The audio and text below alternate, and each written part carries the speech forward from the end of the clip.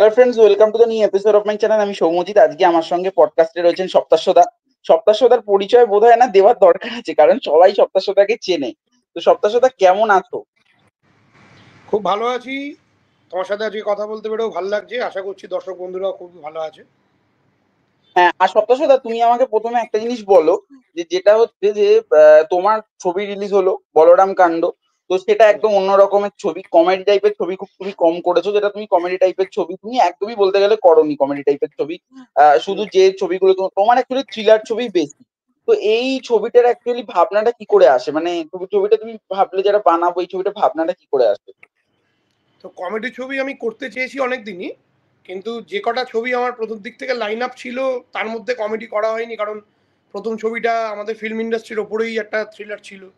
তারপরে medical scam related আমি দুটো ছবি করেছি, কারণ মেডিকেল স্ক্যাম আমাদের মানে আমার খুব নিজের কাছের লোকের সাথে যে ঘটনা হয়েছে সেই ঘটনার উপর বেস করে আমি ছবি করেছিলাম। এবং এমন একটা টাইম দিয়ে আমরা এসছি না, এমন একটা ডিপ্রেসিং টাইম দিয়ে এসছি যে সময় এই ধরনের কিছু কিছু থ্রিলারের খুব একটা মানে মাঝখানে খুব চল ছিল। যেমন অ্যামাজনেও যদি তুমি দেখো যে এই যে পাতাল লোক বলো বা যে সিরিজগুলো আমরা 2020 অনওয়ার্ডস দেখে এসেছি, একটা মানে ভালো থ্রিলারের একটা টাইম আমাদের কিন্তু চলছিল এবং চলছেও। তার প্রথম দিকে ছবিগুলো থ্রিলার বেসড। এই ছবিটা যখন করতে যাই আমাদের যে প্রডিউসাররা বলে এটা নৈনিতালে শ্যুট করবো, ওটা ওটা ওদেরই ভিশন নৈনিতালে শ্যুট করে, এটা আমি ওদেরকেই ক্রেডিট দেবো। তো প্রডিউসাররা যখন বলে তখন আমি দেখলাম এত সুন্দর একটা লোকেশন, এত ব্রাইট ভাইব্রেন্ট লোকেশন, এখানে ড্রামা করা যাক, ড্রামা কিছু সম্পর্কের গল্প বলা যাক। কারণ যখন ভিজুয়ালটা আমি অনেকটা ভালো পাচ্ছি সেখানে ড্রামা করতে অসুবিধা নেই। কারণ অনেক সময় দেখবে চেম্বার ড্রামা হয়, শুধু ঘরের মধ্যে কনভারসেশন হয়, যেগুলো অনেক সময় সিনেম্যাটিক লাগে না। আবার অনেক ছবি সিনেম্যাটিকও হয়, যেটা ঋতুপর্ণ ঘোষ যখন চেম্বার ড্রামা বানাতো সেগুলো খুব সিনেম্যাটিক হতো। কিন্তু আরও অনেকে অনেক ধরনের ফ্যামিলি ড্রামা বানায় যেগুলো সিনেম্যাটিক লাগে না। আমি যখন লোকেশনটা এত ভালো পেলাম যেটা কিনা ইটসেলফ সিনেম্যাটিক, তখন ভাবলাম আমি একটা ড্রামা এই লোকেশনে করি, তাহলে আমার মানে সিনেমার সাথে কম্প্রোমাইজ করা হবে না। তো তখন অপালা গল্পটা দিল। মানে লোকেশন দেখতে দেখতেই আমরা অ্যাকচুয়ালি গল্পটা ন্যারেশন শুনি, কারণ লোকেশনে দাঁড়িয়ে গল্প শোনার একটা আলাদা অনুভূতি, কারণ আমরা যখন শুনছি সেই লোকেশনে দাঁড়িয়ে আছি। তো সেই গল্পটা যখন ও বলতে থাকে এই লোকেশনে দাঁড়িয়ে আমরা পুরো ভিজুয়ালাইজ করতে পারি যে হ্যাঁ এই সিনেমাটা এখানে সম্ভব। তো ওই তখনই অপালার গল্প থেকে তারপরে স্ক্রিপ্ট হয় অর্ণবদা লিখে, লিখে তারপরে ফাইনালাইজ হয়। আর আমি যেহেতু রাজকুমার হিরানি বলো বা ঋষিকেশ মুখার্জি, প্রিয়দর্শন, এদের মানে অনেক দিনেরই ফ্যান, এবং ছোটোবেলায় ডেভিড ধাওয়ানও দেখতাম খুব। ঠিক আছে, মানে মানে slapstick comedy to situational comedy to subtle comedy, মানে সুজিত সরকার, টিকু, তো সব রকম কমেডি আমার দেখতে ভালো লাগে। তো আমার করতে অবভিয়াসলি সিচুয়েশনাল কমেডি বেস্ট লাগে, যেটা ক্লিন ফ্যামিলি এন্টারটেনার, কোনো ননভেজ জোকস থাকবে না, কোনো ডবল মিনিং কিছু থাকবে না, মানে বাচ্চাদের নিয়ে মা বাবারা দেখতে পারবে। তো আমি ভাবলাম সেরকম ছবি একটা বানাই। গরমকালে একটা পাহাড়ের মধ্যে একটা কমেডি ছবি মনে হয় সবার ভালো লাগবে বা সবার ভালো লাগছেও। হ্যাঁ, তোমার এখন অডিয়েন্সের রিয়াকশনটাও খুব ভালো। হ্যাঁ, তো সেটাই। দাদা আমি তোমার কাছে আসবো যে তুমি যে ধরনের ছবি বানিয়েছিলে, ধরো যতুগৃহ বলি, ডক্টর বক্সি বলি, এই দুটোই যদি তুমি মেডিকেলের উপর বানিয়েছিলে, মানে মেডিকেল যেটা যতুগৃহ ডক্টর যতুগৃহ বক্সি। একটা সাইকোলজিক্যাল হরর ছিল। হ্যাঁ, প্রতিদ্বন্দ্বী আমার মেডিকেল স্ক্যাম ছিল, প্রতিদ্বন্দ্বী এবং ডক্টর বক্সি এই দুটো মেডিকেল স্ক্যাম ছিল। কিন্তু ওই যতুগৃহের মধ্যে যে ব্যাপারটা ছিল না, যে সেই ওষুধ সেই ওই মিশিয়ে দেওয়া যে ওই ওটা ভিলেন। প্রতিদ্বন্দ্বীর কথা বলছি, প্রতিদ্বন্দ্বী প্রতিদ্বন্দ্বী ও ছিল, হ্যাঁ ওটা ছিল হ্যাঁ হ্যাঁ, যেটা হ্যাঁ হ্যাঁ হইচইতে এখনো আছে প্রতিদ্বন্দ্বীতে। হুম, হুম। জাল ওষুধের ব্যবসা এবং আরো অনেক ধরনের মেডিকেল স্ক্যাম আমরা দেখিয়েছি, যেগুলো সত্যি ঘটনা, হ্যাঁ, প্রত্যেকটা সত্যি। আচ্ছা, এবার যদি আমি যদি আসি ডক্টর বক্সিতে, আমি প্রথমে ডক্টর বক্সি একটু কথা বলবো।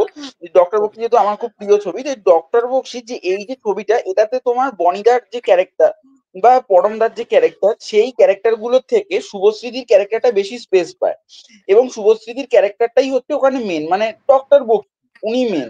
তো এবারে আমাকে তুমি বলো যে এই যে একটা সায়েন্স ফিকশন, এই যে একটা পরমদা, দেবতনু, এরা সবাই মিলে যে একটা ওয়ার্ল্ড তৈরি করলো নিচে, যে শুভশ্রীকে এ করার জন্য, এই কনসেপ্টটা ভীষণ ভালো। মানে এইরকম কনসেপ্টটাকে কাজ হয়নি যে, না মানে ভাই, এটা তোমার মাথা থেকে এসেছিল কি করে, যে মানে যে একটা টিম তৈরি করবো, যে তাকে ইলিউশন ফেলবো, মানে এই এটা তৈরি হয়েছিল কি করে? কনসেপ্টটা তো পুরোপুরি সায়েন্স ফিকশন বেসড। তো আমি তো যখন এত ছবি দেখি, এত বই পড়ি, যখন আরো দারুণ দারুণ কনসেপ্ট আমি নিজে পড়ি, তখনই আমি এটাই ভাবি যারে এইটাই লেখকের মাথায় এলো কি করে, স্টিফেন কিং এরম ভাবলো কি করে, বা আমাদের জেমস ক্যামেরন টার্মিনেটর ভাবলো কি করে। তো জেমস ক্যামেরনের যে গল্প শুনেছিলাম, টার্মিনেটরের আইডিয়া এসেছিল, একটা অন্য ছবি শ্যুট করছিল, সেই শুটিংটা খুব ওনার খারাপ যাচ্ছিল, এবং তখন রাত্রিরে দুঃস্বপ্ন দেখে, রাত্রিরে দুঃস্বপ্নে এরকম একটা রোবট দেখতে পান উনি, একটা রোবট এসে এরকম সবাইকে মেরে দিচ্ছে এরকম টাইপের একটা স্বপ্ন দেখেন, আমি এক্স্যাক্টলি হয়তো বলতে পারছি না। তো একটা দুঃস্বপ্ন থেকে টার্মিনেটরের কনসেপ্ট আছে জেমস ক্যামেরন। তো কিভাবে কার মাথায় কনসেপ্ট আসে, এটা একটা সত্যিই খুব মানে ইম্পর্টেন্ট কোয়েশ্চেন। তো আমার মাথায় এটা এরমভাবেই এসেছিল যে আমরা যে দোষীদের শাস্তি দিই, আমাদের যে জাস্টিস সিস্টেম, যে জেলে ঢুকিয়ে দিচ্ছি, তারপরের দিনই বেল পেয়ে বেরিয়ে আসছি। এখন দেখো না, এই যে আমি যে ধরনের জাস্টিস নিয়ে কথা বলেছি সেটা খুবই রেলেভেন্ট আজকেও। এখন যখন আমরা এই যে একটা অ্যাক্সিডেন্ট কেস নিয়ে এত কথা বলছি, ঠিক আছে, এবং প্রত্যেক দিনই কেউ না কেউ কিছু বলছে যে আজকে পুলিশ তাকে হেল্প করে দিল, সে হয়তো কারুর হেল্প নিয়ে ছাড়া পেয়ে গেল, বা আদৌ জাস্টিস হবে কিনা আমরা তো প্রত্যেক দিনই কোশ্চেন করছি। আমি কিন্তু কারুর মানে ফর বা এগেনস্টে বলছি না, আমি জাস্ট আলোচনাগুলো বলছি। আমরা তো কি আলোচনা করছি, যে জাস্টিস হবে কিনা। আলটিমেটলি জাস্টিস হলেও দেখা যায় যে কিছুদিন হয়তো কারুর জেলে সাজা হলো, তারপরে কারুর রেফারেন্স নিয়ে বেরিয়ে এলো।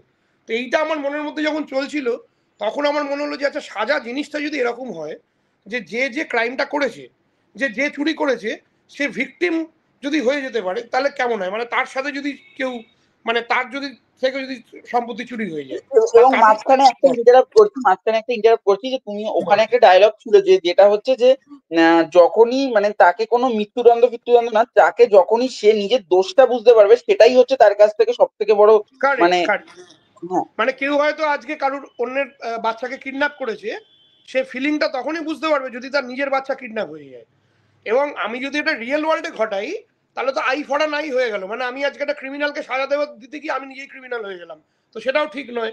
তাই জন্যই অল্টারনেট মানে ভিআর যে ভার্সনটা, ভার্চুয়াল রিয়েলিটির মধ্যে গিয়ে তাকে একটা সিমুলেশনের মধ্যে সেটা ফিল করানো। সিমুলেশনের মধ্যে ফিল হলে রিয়েল ওয়ার্ল্ডে ক্রাইম করাও হলো না, অথচ যে পারপিট্রেটার মানে যে ক্রিমিনাল, সে তখন ভিকটিম হয়ে গেল, তার সাথে তখন ক্রাইমগুলো হলো এবং বুঝতে পারলো যে আমি অ্যাকচুয়ালি ওয়ার্ল্ডে থেকে কি খারাপটা করছিলাম সমাজে। তো এইটা আসে মাথায়।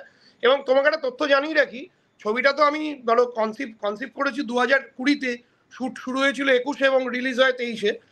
তো আমার এই 4-5 বছর আগের কনসেপ্ট যেটা মাথায় ছিল, সেটা কিন্তু জাপানে এখন সত্যিকার একটা টেকনোলজি হয়েছে। মানে অ্যাকচুয়ালি ওটা কিন্তু শুরু হয়েছে জাপানে, they are sending criminals into a prison where they are asleep and they are into some VR. So সামাও এটা একটু সত্যির দিকেই যাচ্ছে। এটা জানা ছিল না আমার। তো এটা তোমার কাছ থেকে ফার্স্ট টাইম জানলাম। যেহেতু ছবিটাতে তুমি এটা মানে কোনো ইন্টারভিউ ছবিটার সময় যেগুলো দিয়েছিল ওগুলো তো তুমি খুব একটা বলনি এটা, যে মানে এই যে ঘটনার কথা তুমি বলছো। আচ্ছা, এবার তোমার কাছে আমি যেটাতে আসবো সেটা হচ্ছে যে তুমি যেরকম বনিদাকে নিয়েও দেখেছি এক নাগাড়ে অনেকগুলো ছবি করে গেছো, হ্যাঁ, আবার অনেক দুটো সময় দুটো দুটো করে, দুটো। দুটো করেছিলে। একটা তুমি করেছিলে হচ্ছে তোমার যৌতুকগৃহ, আর একটা তুমি ডক্টর বক্সি করেছিলে। তো এবার যৌতুকগৃহ, এই যে ছবিটার যে কনসেপ্ট, এই ছবিটার কনসেপ্টটা হচ্ছে একটা মানে সেটাও একটা পাহাড়ের জায়গায়, একটা আমরা পাহাড়ের ভাইব পাচ্ছি, সেখানে একটা থ্রিল কাজ করছে, হরর কাজ করছে। কিন্তু ছবিটা যে পুরোপুরি হরর এমন কিন্তু নয়, মানে ছবিটা আসলে থ্রিলার, মানে সাইকোলজিক্যাল হরর। তো এবার ঠিক এই ঠিক। সাইকোলজিক্যাল হরর বানানোর কনসেপ্টটা তোমার মাথায় কি করে আসে? এখন প্রত্যেকটা ছবি আমি না চাই আগের ছবির থেকে আলাদা হোক। তো তখন যে পাহাড়ি লোকেশন সিলেকশন হয়েছিল, পেডং এর যে লোকেশন, সেটা খুব গ্লুমি। মানে বলরাম কাণ্ডের পাহাড় দেখলে তুমি একটা লাশ গ্রিন, একটা ভাইব্র্যান্ট একটা কালার দেখতে পাবে। ওয়ারাস পেডং এর যে আশপাশ তাকদা এরিয়ার যে পাহাড় আমি যে সময় শ্যুট করেছিলাম, খুব ডার্ক, খুব গ্লুমি। এবং সেই লোকেশন দেখে আমার মনে হয়েছিল যে আমি না খুব অ্যাকচুয়ালি আগে মানে কিছু গল্প আমার রেডি থাকে যে এই গল্পগুলোর উপরে কাজ করতে চাই। তারপর আমি দেখতে পাই যে এই যে শুটিংটা কোথায় ফিজিবল হচ্ছে করা, মানে একটা একই গল্প সমুদ্রের ধারেও করা যায়, পাহাড়েও করা যায়, এমন অনেক গল্প থাকতে পারে। আজকে বলরাম কাণ্ড তুমি একটা সিসাইড রিসোর্টেও করতে পারো, আলটিমেটলি তো বিয়ে ভাঙার গল্প। তো ওই গল্পটা যদি হয়তো সিসাইড রিসোর্টে হতো, হয়তো দেখতে আমার টোনালিটি চেঞ্জ হতো, ডায়ালগ একটু আলাদা হতো। তো আমি আগে দেখতে পাই যে আমি শুটিংটা কোথায় করার সুযোগ পাচ্ছি। তো ওখানে যখন দেখলাম তখন মনে হলো এই অ্যাটমসফিয়ারটাই না একটু ভুতুড়ে। এবং অ্যাকচুয়ালি না মানুষ অ্যাকচুয়ালি এই যে কোভিড পিরিয়ডে শ্যুট করেছি, তো মানুষ অ্যাকচুয়ালি না ভূতের ভয় পায় না। মানে একটা পয়েন্টে মানুষ কিন্তু কোভিডকে ভয় পাচ্ছিল, ভূতের তখন আর ভয় পাচ্ছিল না। তো আমি জাস্ট বলতে চাই যে আমাদের না পাস্ট অ্যাকচুয়ালি খুব হন্টেড পাস্ট। মানে আমরা আজকে আমাদের পাস্ট রিলেশনশিপকে ভয় পেতে পারি। কেউ ছোটোবেলায় অনেক তাদের ট্রমা ফেস করে, ছোটোবেলায় অনেকে অ্যাবিউজ ফেস করে, সেইগুলোকে ভয় পেতে, যেগুলো আমাদের মাথায় থেকে যায় এবং আমরা বড় হয়েও সেই ছোটোবেলার ট্রমাগুলো আমাদের হন্ট করে। তা আমাদের পাস্ট মানে অ্যাকচুয়ালি ভূত, ভূত মানে কি পাস্ট, সেইটা হন্টেড। এবং ছবিতে দেখবে পরমদার যে পাস্ট, পরমব্রতর ক্যারেক্টারের যে পাস্ট, সেইটাই কিন্তু অ্যাকচুয়ালি হন্টেড, যেটা কিনা পরমদাকে তাড়া করে বেড়াচ্ছে। সেইটাই যৌতুগৃহতে বনির ক্যারেক্টারটা এসে সলভ করে কোনোভাবে। তো আমার মনে হয় সেইভাবেই আইডিয়াটা এসেছিল যে একটা মানুষের পাস্ট নিয়ে সিনেমা করি, পাস্টটাকে ভূতের অ্যালেগরি বা মেটাফর দিয়ে দেখাই, তাহলে আমার মনে হয় দর্শকদেরও কিছুটা রিলেটেবিলিটি বাড়ে। মানে একটা পাহাড়ের একটা বাংলোয় একটা ভূত হয়তো দেয়াল বেয়ে উঠে গেল, এটা একটা মোমেন্টারিলি চমক লাগলো, লোকে কিছু নিয়ে ফিরবে না হল থেকে। কারণ আমাদের তো কনজিউরিং বা ওই লেভেলের বাজেট থাকে না যে এমন একটা সিন দেখালাম যেটা ভয়াবহ, মানে সেই সিন দেখলেই আর কি ভেতরটা কেঁপে উঠবে। ওই সিনেমা ওই রকম এক্সিকিউট করার অনেক সময় আমরা রিসোর্স পাই না। তো আমার মনে হয় ওই জন্য কনসেপ্ট দিয়ে বা ক্যারেক্টারাইজেশন দিয়ে আমরা সেটাকে ফুটিয়ে তুলি। আচ্ছা, দাদা তোমার আরেকটা জিনিস আমাকে তুমি বলো, যে এই যে এখন তুমি বাংলার যে ছবির অবস্থা তুমি দেখছো, কিছুদিন আগে, মানে কিছুদিন, মানে তুমি প্রথম দিকের কথা আমি যদি একদম বলি, যে টাইমে তোমার পরাঙ্গা জলিয়ারে, জোর ফোর এই সব ধরনের ছবিগুলো এসেছিল, তখন বাংলা ছবির একটা রাইজ ছিল, তারপরে একটা ফল দেখা দিল, এখন আবার রাইজ হচ্ছে, এখন এই যে বহুরূপী, খাদান, তার মাধ্যমে আবার রাইজ হচ্ছে। তো এইটা কেন হলো? এই দেখো, মাঝখানে যে রাইজ এখন রাইজ রাইজ ফলের আর ফল ব্যাপারটা যদি সব একটু বলো। রাইজ আর ফল সব ইন্ডাস্ট্রিতেই হয়। মানে মাঝখানে এরকমও শুনছিলাম যে বলিউড আর ওয়ার্ক করবেই না, সাউথই ওয়ার্ক করবে, হিন্দি ছবির বাজার শেষ, আমির খানের ছবি ওয়ার্ক করলো না হলে, ঠিক আছে, তারপর সেটা নেটফ্লিক্সে ভালো ভিউ পেল, মানে এটা আমির খানকে অব্দি ফেস করতে হয়েছে। তো বাংলা ইন্ডাস্ট্রি তো তার মানে তার সাথে তার 10% হয়তো, মানে একটা বড় বলিউডের পাশে বাংলা ইন্ডাস্ট্রি হয়তো তার 10% ব্যান্ডউইথ। তো আমার মনে হয় যে যখনই কোনো কনসেপ্টের দিক দিয়ে বা মেকিং এর দিক দিয়ে স্ট্যাগন্যান্সি আসে, তখন এটা হয়। মানে লোকে বারবার ওই একই টাইপের ছবি দেখতে দেখতে হয়তো বোর হয়ে গেল, মানে এরকম তার মানে এই নয় যে ওই ওই ছবিগুলো বাজে। আমার বক্তব্য হচ্ছে একই টাইপের ছবি, হয়তো একটা কনস্ট্যান্ট টাইপের একই টাইপের ছবি। আজকে যদি দেখো বহুরূপী বলছো বা খাদান বলছো, প্রত্যেক বছরই যদি বহুরূপী আর খাদানই বেরোয় তাহলে তো আমার লোকে দেখবে না। মানে আজকে ধরো বহুরূপীর মতন হয়ে গেল হয়তো 20টা ছবি একই বহুরূপীর মতন, তাহলে দেখবে পরের ছবিগুলো আর ওয়ার্ক করছে না। কারণ সবাই তো কি হয়, একটা একটা ছবি যেটা ওয়ার্ক করে বাকিরা ভাবে বোধহয় এখন এটাই চলছে বলে আবার ওরকমই চারটে বানিয়ে ফেলে। তো সেটা ভুল, কারণ যে প্রথমবার বানিয়েছে সে একটা অ্যানালিসিস করে, সে একটা ব্রেন লাগিয়ে বুঝেছে যে এখন এই ছবিটা চলবে, এখন এই ছবিটা ডিলিট করে বলে সে বানিয়েছে। বাকি যারা বানাচ্ছে তারা শুধু ওনাকে দেখে ওনার কপি করে করে বানাচ্ছে। যেমন অনেকেই আছেন সত্যজিৎ রায়ের অনেক কাজ ফলো করে সত্যজিৎ রায়ের কাজগুলোকে মডার্ন ডেতে করে ফেলার চেষ্টা করে, কিন্তু একবারও ভাবে না সত্যজিৎ রায় কিভাবে এই কাজগুলো লিখেছিল। উনি তো একটা রিসার্চ করে, উনি সিনেমা দেখতে দেখতে নোটস নিতেন, উনি দেশ বিদেশ ট্রাভেল করে অন্যান্য বিদেশি ছবি দেখতেন, এই করে করে ওনার মাথায় আইডিয়া আসতো। কিন্তু এখনকার অনেকে কি হয়ে গেছে, সত্যজিৎ রায় কি করেছে শুধু সেইগুলোকে রিমেক করে দিই, অ্যাডাপ্ট করে দিই, তাই জন্য আর একটা সত্যজিৎ রায় আর আসেনি, কবে আসবে কেউ জানেও না। তো ব্যাপারটা এটাই হয়েছে যে আমরা কি করি, আমরা সবসময় সেফ খেলি, ঠিক আছে। সেইখানে দাঁড়িয়ে এই যে তুমি ডক্টর বক্সির কথা বললে, সেখানে দাঁড়িয়ে আমাদের প্রডিউসার বা আমরা রিস্ক নিয়েছিলাম যে হতেই পারে ছবিটা হয়তো কোটি কোটি টাকা বক্স অফিসে কামালো না, কিন্তু এই যে আজকেও আলোচনা হচ্ছে যেটা অন্যরকম এক্সপেরিমেন্ট করা হয়েছিল, এরকম এক্সপেরিমেন্ট আরো করা যাক। বহুরূপীও তো এক্সপেরিমেন্ট, বহুরূপী সত্য ঘটনা অবলম্বনে বহুরূপী এক্সপেরিমেন্ট। মানে আজকে যদি আমি দেখি আর বহুরূপী দেখি, এটা সত্যি কথা বুঝতে অসুবিধা হবে যে একই পরিচালকের কিন্তু দুটো কাজ, মানে এতটাই উনি ভার্সাটাইল, শিবুদা এতটাই ভার্সাটাইল, মানে এরকম ভার্সাটাইল ডিরেক্টর হলিউডেও আছে, যেমন ডেভিড ফিঞ্চার সোশ্যাল নেটওয়ার্ক বানিয়েছে, আবার ফাইট ক্লাব বানিয়েছে। দেখলে টোনালিটি দেখলে তুমি বুঝতে পারো না যে একই ডিরেক্টর এতটা ভ্যারিয়েশন। তো আমার মনে হয় ভ্যারিয়েশনটা দরকার, এবং স্ট্যাগন্যান্সি থাকবে না যদি দেবদা এইভাবে বড় বড় অ্যাটেম্প নেয়। খাদানের মতো বড় অ্যাটেম্প একমাত্র দেবদার পক্ষেই নেওয়া সম্ভব, তাই জন্য আমি দেবদার ভীষণ ফ্যান। আমি চাইবো এরকম আরো ছবিও, কিবেন আমি ওনার সাথে ছবি করতে চাই এইরকম। তো বহুরূপী খাদান দুটো কমপ্লিটলি আলাদা ছবি, কিন্তু এই ভ্যারিয়েশনটা দিয়েছে বলেই কিন্তু দুটোই ওয়ার্ক করেছে। একটাও যদি অন্যটার মতো হতো দেখতে একটা চলতো একটা চলতো না। তা আমার মনে হয় এটা যদি আমরা কনস্ট্যান্ট একটা বদলের মধ্যে দিয়ে যেতে চাই বা বদলাতে বদলাতে যাই, যেরকম সাউথের ইন্ডাস্ট্রি দেখবো অনেক ধরনের কনসেপ্ট আছে এবং ওদের অনেক আর্টিস্টও অনেক। এখানে যেমন আমাদের চেনা মুখ কিন্তু সংখ্যা কম, বলিউড বা সাউথের থেকে চেনা মুখের সংখ্যা কম। ওখানে যেমন আর্টিস্টের ভ্যারিয়েশনও অনেক, গল্পের ভ্যারিয়েশনও অনেক, এবং রিস্ক নেয়। এরকম না যে সবসময় সেফ কথা ভাবছে বা শুধুমাত্র টিভি থেকে কত টাকা পাবো ভেবে ছবি বানাচ্ছে। এইগুলো ওরা করে না বলে কিন্তু এত চলছে, এবং আমরাও আশা করছি সেই দিকে আস্তে আস্তে এগোচ্ছি। ভালো টাইম আসছে।